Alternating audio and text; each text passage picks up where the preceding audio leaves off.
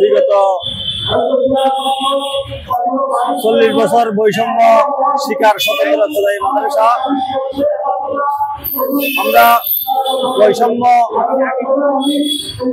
বিরোধী ছাত্র আন্দোলনের মাধ্যমে সরকার পতন হওয়ার পর থেকে বর্তমান সরকার আমাদেরকে 28শে জানুয়ারি পর্যায়ক্রমে জাতীয়করণ করবে মর্মে ঘোষণা দিয়ে আমাদেরকে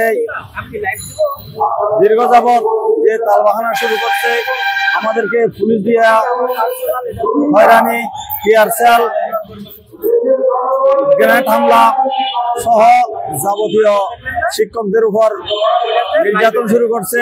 আজকে আমাদের এই আন্দোলন দীর্ঘ 18 দিন যাবৎ আমাদেরকে সরকার আজকে কালকে এভাবে আমাদেরকে সমস্যাচ্ছে। সরকার বাহাদুরকে আমরা উদারতভাবে আহ্বান জানাচ্ছি, এই সাধারণ শিক্ষকদের দুঃখ দুর্দশা অবিলম্বে লাঘব করার জন্য, যাতে এই শিক্ষকরা বৈষম্য আন্দোলনে আপনারা দায়িত্ব নিয়েছিলেন বৈষম্য দূর করবেন বলে, সেহেতু আপনাদেরকে এই শিক্ষকের পক্ষ থেকে যদি আপনারা এই ওয়াদা আপনারা পূরণ করেন তাহলে চিরস্মরণীয় থাকবে এই আশাবাদ ব্যক্ত করছি। আসসালামু আলাইকুম।